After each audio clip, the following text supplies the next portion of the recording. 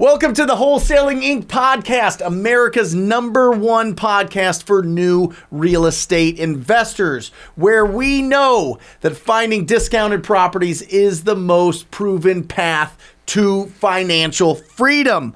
I am your host, Brent Daniels, Mr. TTP, Mr. Talk to People, and I'm telling you this, if I can do it, so can you. So let's get started. Let me tell you something that's interesting about this business. What's interesting is sometimes you do a deal and you're feeling great and you've closed it, and now you've crossed that bridge from faith that you can do this business to it becoming a fact, right? You actually made income in this business. But then sometimes there is a big space of time between your first deal and your second deal, and you have to work on your mindset. You got to work on your activities, your actions, what you're going to do to get that next deal.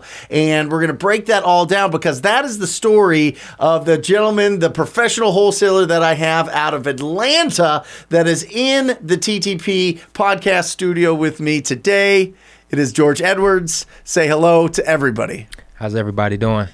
This is incredible. So you started out, you got a deal. It was a smaller deal, but your background, it was being a real estate agent for a few months. It wasn't like a career. Right. It wasn't like your whole life was around this, but you wanted to get into real estate, got your license like a lot of us do, did a deal, and then 10 months it took to get the next deal, right? Correct. And just so everybody understands this, 10 months later, he got 2 deals worth almost $50,000. So, George, what is going on?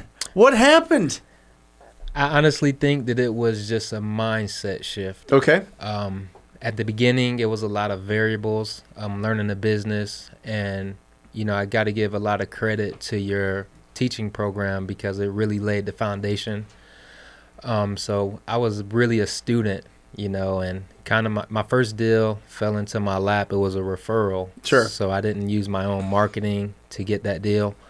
However, fast forward till now, just mindset, man. All of the variables, I'm kind of doubting myself, not knowing if the business was real or not. Sure. And knowing that it is real and having more confidence in myself. So was it, hey, mindset. I don't know if this is real, so I don't want to throw myself all the way into it? Or was it like you were looking at different things that you could be doing that you felt would bring more income based on your efforts? Like, what was going through that 10 months? It was pretty much just me coming into a new industry. And this industry is, you see the hype, you hear a lot of things and you see a lot of things. And so when you actively do it, for a month or two and nothing happens, you kind of, it made me become a little stagnant. And, I'm just looking around and I just kind of just kept feeding myself information and just being consistent. And it was really just a mindset change. Sure. It's really all in your mindset, if you ask me. So let's go back then. So you're coming into a new industry. What were you doing from 18 years old to getting into this business? You know what I mean? At the age of 18, I worked for a Fortune 500 company for 15 years. I did that for 15 years, and I walked away from that job in 2019. Mm-hmm.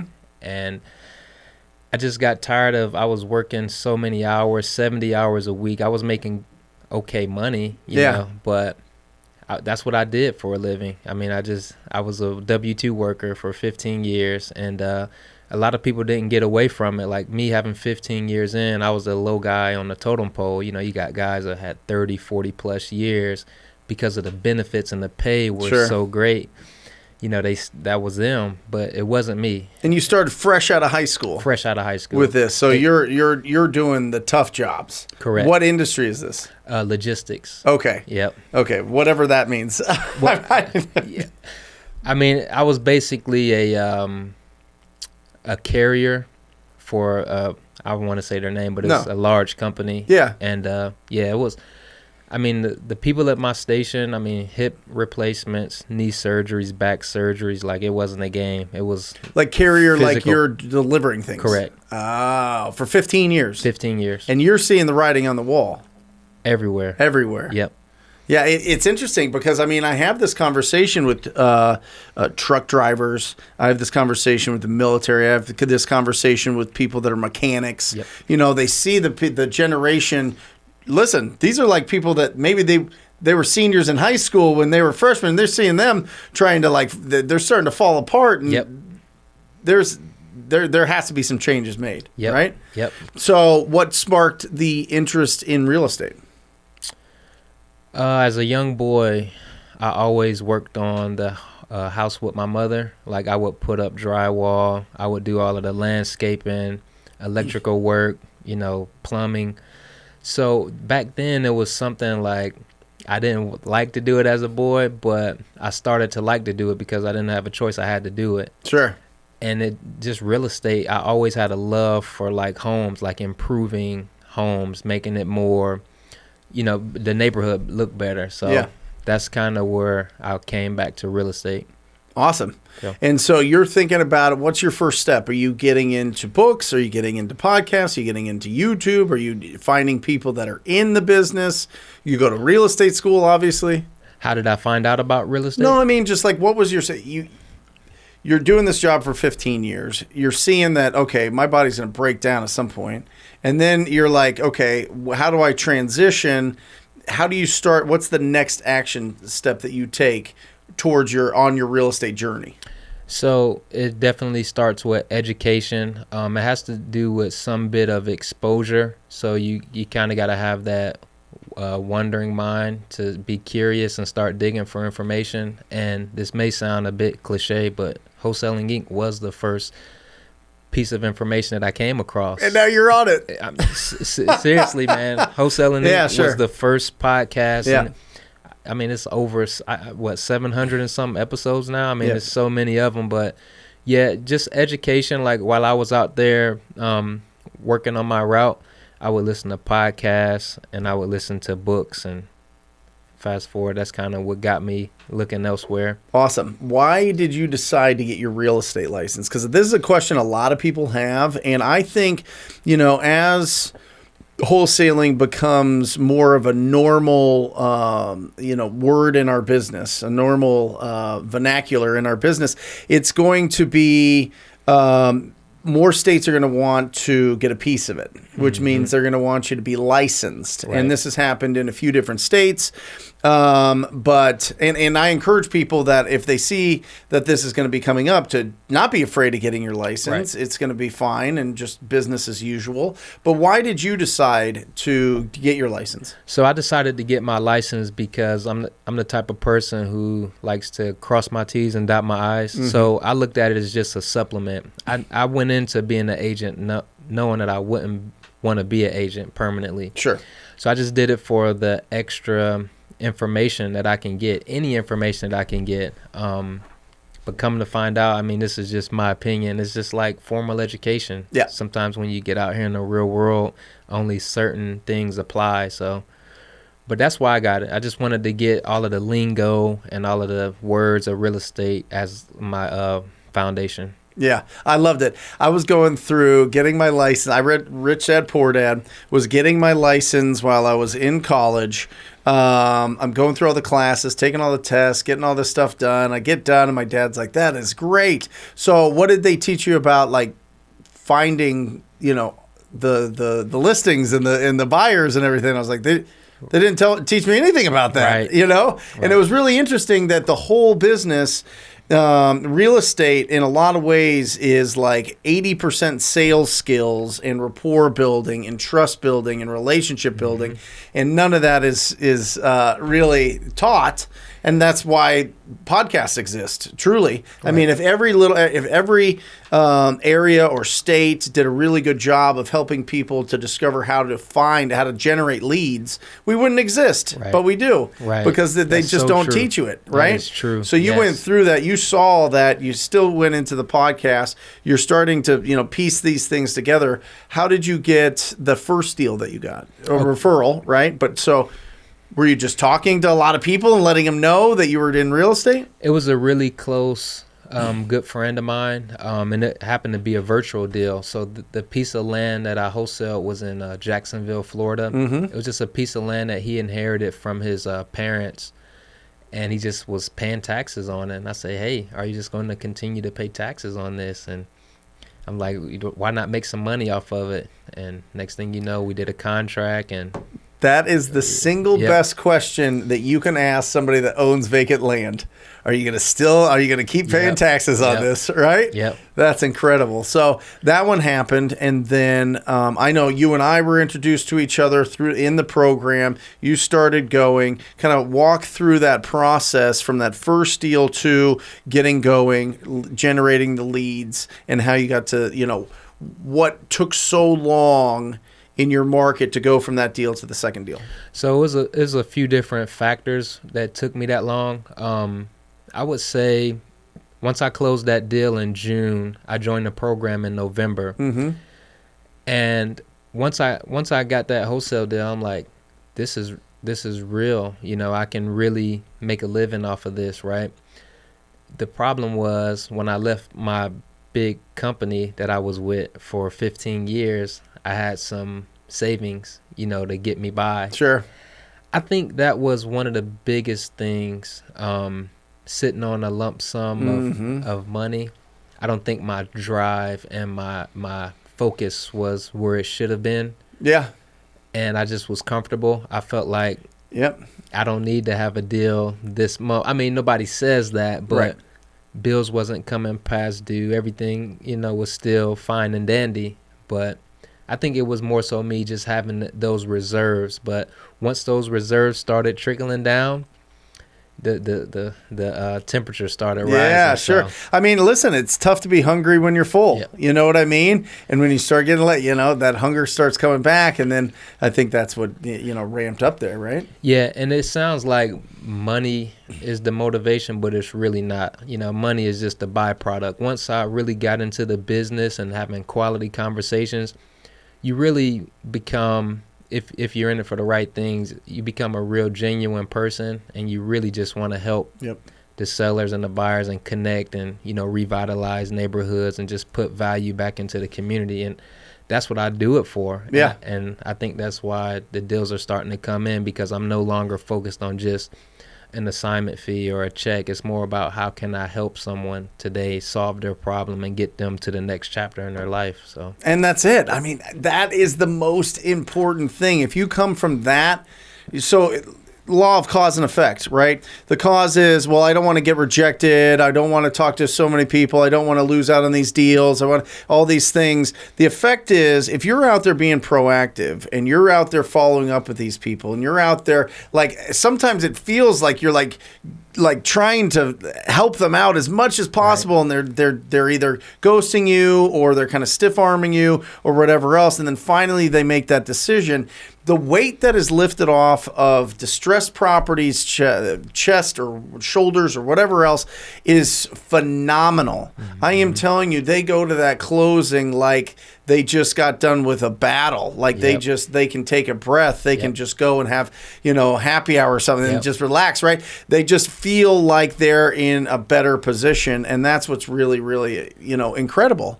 And, I think that the beautiful thing is, people that own a lot of properties in their rental portfolio or flip a lot of properties do not want to deal with the generation of leads and working with these people and following up with them. Right. They're not very good at sales. They're not very good at relationship building in that sense. I mean, they're probably wonderful, but just in the sense of strangers and going after and having that whole machine to keep them fed. That's why we exist. Yep. Because there's distressed property owners. There's people that don't want to talk to distressed property owners. They just want the properties, and we fit in the middle, and it's beautiful. And that's essentially what wholesaling is. And there's one thing that I meant to add on to what kind of got me into real estate or just to leave that company.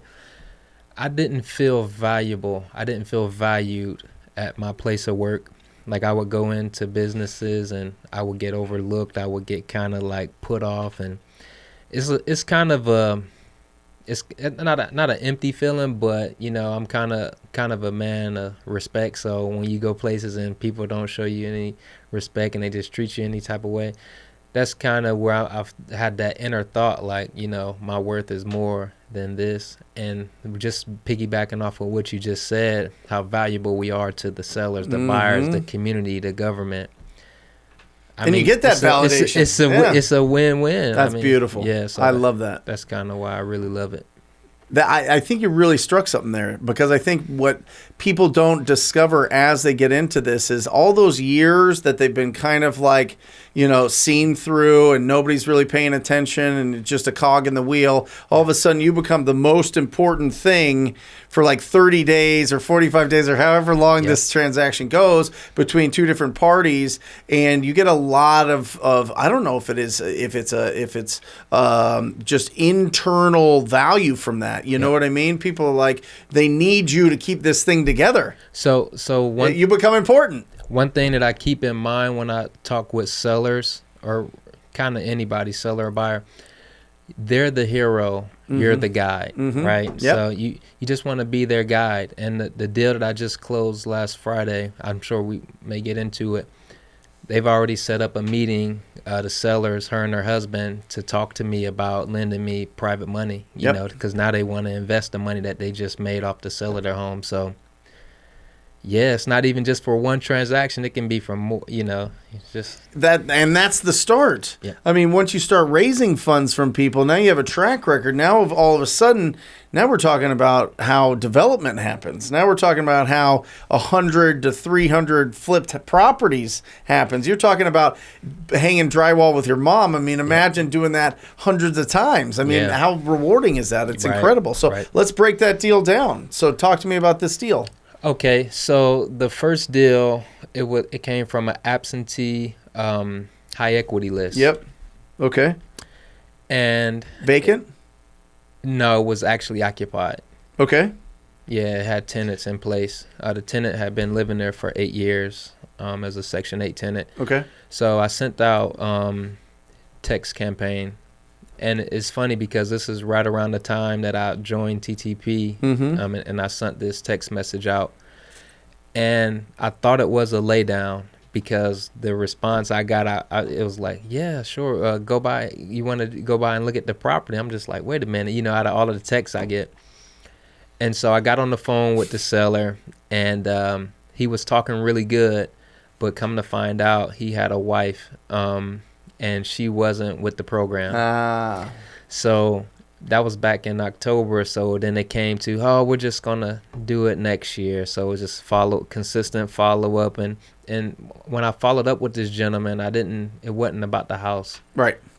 Hey, how are you? How's things? How's things going? Talk about, how's the wife treating you? Little bit of the conversations that you've had previously, keeping them in your mind, being interested in them, makes you an interesting person. You know what I mean? So it comes both ways. Yeah. And he would say, we'd be on the phone for about 10 minutes, and he'll say, hey, by the way, he'll give me an update.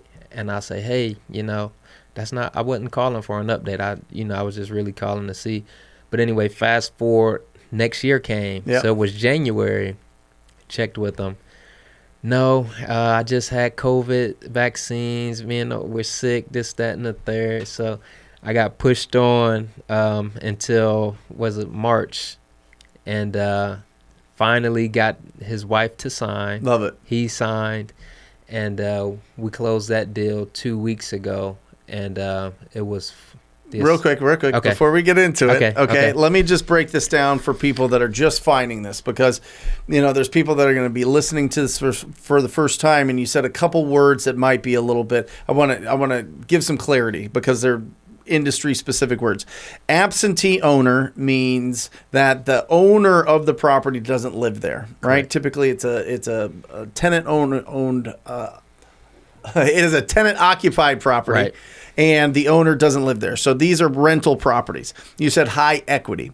What high equity means is the amount that they owe on this property is way less than what the value is of this property. So there's a lot of room in there for negotiating. If you have a low equity, it's really tough because they have liens on the property. And if you have liens on the property, there's only certain things that you can do with that deal. With wholesale, we say that we need two things. We need equity and we need motivation, right? And then you said Section 8. So this is a government tenant, or the government was giving the tenant money to pay rent for this property. Now, was there any issues with the tenant finding a new place? Because finding a new place. Just the tenant cooperating, the tenant understanding that perhaps they have to move or whatever else. I mean, whenever you have a tenant-occupied property, there's going to be some interesting conversations. And that was part of the motivation, too, from the seller, is that, he had been in and out of court with this particular tenant, and they kind of ran the property down. I mean, I've seen the before and after pictures, and, they kind of did a number on the seller's property, so that was mostly of his pain. We kind of knew with those indications that this tenant would give us some pushback, but all we did was we did the 30-day notice, and we contacted the tenant and asked if she needed assistance and how we can help and offer her cash to get to her next place. But I mean, that was 2 weeks ago. She the seller's still there, so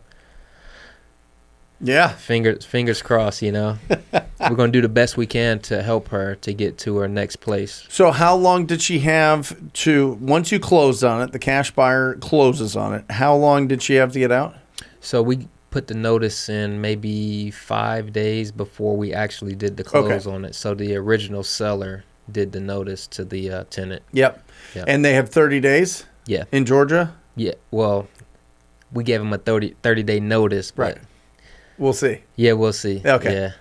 And because of that, it's interesting. So let's break down the numbers in this thing. What did you put it under contract for? What did you sell it to your cash buyer for? I put it under contract for $95,000, and the cash buyer, the buyer, gave it to him for $135,000. So $40,000. Come on. That is incredible. So you've got $40,000, but you don't have all that yet. Correct. So we talked off air. You actually have 37 of that, because 3,000 of that is tied up. Explain that. So it's a holdback. So basically, the buyer wanted to kind of protect his interest. Well, he has full interest, but partially because there's a tenant in place, month to month. But we put capital up to help with the process. What if he does have to pay money or to do extra things to get the tenant, to their next place? So we just held $3,000 in escrow, and if they leave in the allotted amount of time, $3,000 from your assignment fee. Yes. Right. Now, just to let everybody know, typically what happens in this is, to sell these tenant-occupied properties to the cash buyer, the seller typically does an escrow holdback. So in our business here in Phoenix, our typical amount is $10,000 kept in escrow, which means the title company literally just holds these funds, and there's paperwork that just says when the tenant vacates the property, when they move out, then this $10,000 is released to the seller, and they get it all, and everybody's good. If they go over that certain timeline, then all of a sudden that $10,000 starts reducing by, I think in ours is typical $100 a day. So it really motivates those sellers to make sure that those tenants are moving out even after they close, or we do that for the homeowner themselves. If they lived there, we would do an escrow holdback for them to move, because a lot of people need the funds if they live in the property to buy the next property or move or get a lease or something somewhere else. So, but this case, you didn't want to bother the seller. You were like, listen, we've had a wonderful relationship. This is going to be a great opportunity for me. I'm going to take this. I'm going to put it on I'm going to risk my $3,000, put it here, and just make everything smooth. And this is a beautiful example, everybody, of how to do what's best for the seller. You know what I mean? Because they are if this seller is not comfortable with anything like that, you've built this great relationship. They understand that they're selling their property to you, and you're going to make a profit on this deal. And it's not something that you're making $5,000 on. You're making $40,000 on. You're saying, you know what? I don't mind. I'm going to put that. In my mind, what I would do is say, that's already gone. Maybe I'll lose that. I'm going to expect to lose it. And if I get it, it's going to be a bonus. Right. But I'll do everything that I can to get that money and make it smooth so that cash buyer on the other side is happy. Yep. Because that cash buyer wants the property. Yep. And they want it vacated. Yep. And what is this fixed? Is this a fix and flip? What the buyer's going to do? I believe so. They might do a buy and hold because it's a pretty nice, decent property in a nice area. Mm-hmm. So I think the buyer might do a buy and hold on this one. Maybe. Awesome. Yeah. Okay. And the absentee high equity list, where'd you pull it from? PropStream. Okay, great. And then what were you using to text? Batch. Yep. Batch leads. Yep. Okay, so batchleads.io.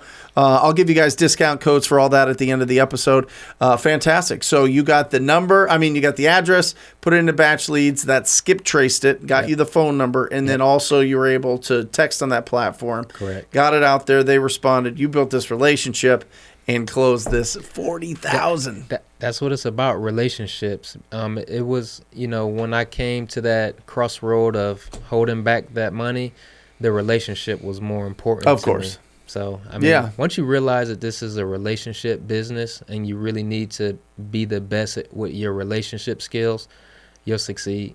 Well, and I also think it's internal with you, right? Because I think that because you're secure and you know that when you enter somebody's life, they're better for it. You know what I mean? Mm-hmm. Yep. That means that you can feel good building that relationship. I think what some people, unfortunately, they have kind of an interesting kind of a self-image of themselves or self-esteem of themselves that they say, well, I'm kind of a drag. I'm not that great. Yeah. I don't want to get too close to people because I'm going to just bring them down.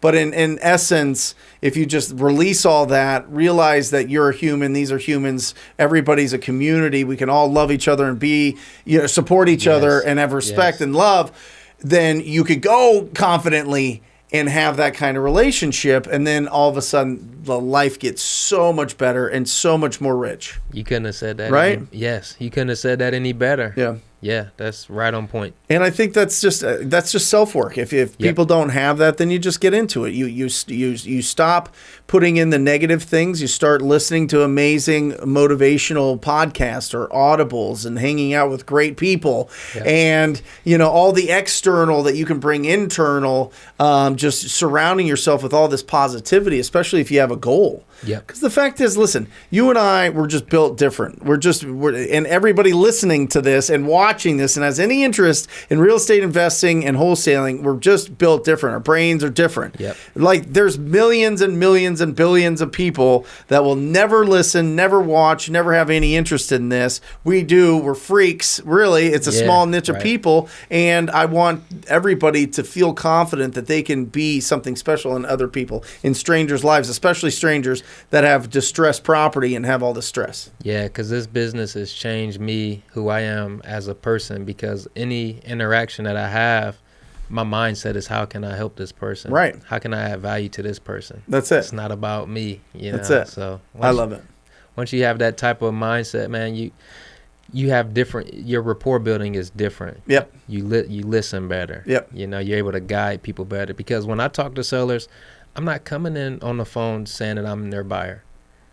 My buyer's hat is in the back seat. I'm coming to listen to what you have to say, and try to provide a solution for you. Yep. I'll decide if I want to be a buyer at the end of the call or depending on the information you give me. But my priority is to solve, your problem if you have one. Yeah. So. Listen, I can't tell you how many countless times I've been like, you need to list this property. Just put it on the market. Right. It's too nice. Right. You're going to make way more money doing this than working with me. I get it. You like me. You like my company. You want to do something here. But I'm telling you, You're going to make, look, here's the numbers. You're going to make $40,000 more if you put this on the market. Yep. What do you want to do? Well, we'll put it on the market. Okay, great. And then they're happy. Or they just say, you know what? I don't care. It's not about the money. I want to work with you guys, and I want to get this done. I want it to be smooth and easy. Great. That's the thing. Like, it's a no lose. Like, you can literally just go into any situation and just help them out. Yeah, it's incredible. It's been a few times that I've told sellers, because in some markets Zillow actually honors their buy price. Sure. Their offer, their Zestimate or whatever. Yeah. And I will educate the seller. Like, why not just sell it to Zillow? Yeah. They'll honor their price that they show online, and they would be blown away. Like, oh my goodness, I did not know that. Yep. And I'm not looking at it as my loss. Like, I'm looking at it like trying to help the seller. So, well, and you have to understand, are you the best option for this person's situation? You know, and if you are, then go hard and work with them and get them to commit to you in the process. But if not, let them know about the other. Listen, nobody's living under a rock. Nobody doesn't know that there's other things, other people that would buy it, or putting it on the market, or taking one of these iBuyer or cash offers. But the fact is, if they want to work with you and the numbers make sense and the timing makes sense, and they want to trade potential equity in their property for speed and convenience, that's our sweet spot. That's where we do deals. That's where we do deals. So everybody listening here that is just feeling you and would like to be around you, or at least tell you congratulations, how can they contact you? How do they find you? I do have a line set up where you can contact me, because I'm not on social media as much as I probably should be. But a number you can get in contact with me is 770-863-0863. Giving out the phone number one more time. 770-863-0863. If you're in Atlanta and you want to squat up, if you just want to reach out, please do. Yeah, awesome. Incredible. Give some advice to anybody that is this is their first podcast. They've been listening or watching. They haven't taken action yet. What advice would you give them? This advice that I'm going to give is probably going to be subjective to some people, but I would say, if you really want to excel in this business, you need to make it your focus. Meaning, try not to do two things at once. If you got a 9-to-5, that's cool. You can make money, but if you want to get serious and you really want to reap the benefits of financial freedom and time freedom, you got to dedicate everything to this, and you'll be better off that way. So, that's my advice, and also your mindset. Never stop working on self-education. Every day you need to be, reading a book, listening to something that's going to make you a better person for tomorrow. Love it. Awesome. Thank you so much. A couple resources, guys. Pulling the absolute best motivated seller list is PropStream. You can get that at ttpdata.com. ttpdata.com. The dialer, and if you're looking for a dialer, batchdialer.com. Make sure you use the coupon code TTP, and batchleads.io. Make sure that you use the coupon code TTP there. You get 5,000 free records from Batch Leads as well. So, George, thank you so much for being here. Everybody out there listening and watching, if you are interested in joining the most proactive group in real estate investing, just like George, it is the TTP family. It is the TTP program. Go to wholesalinginc.com/TTP. That's wholesalinginc.com/TTP. Check it out. Scroll all the way down. Check out all the testimonials. Check out what the program's about. If it feels good in your gut, sign up for a strategy call. We look forward to talking to you, and I look forward to working with you personally. And that is it. What a great podcast. Phenomenal. Thank you. I really loved it. So everybody out there, I will sign off, as always, encouraging you to talk to people. Till next time. Love you guys. Bye.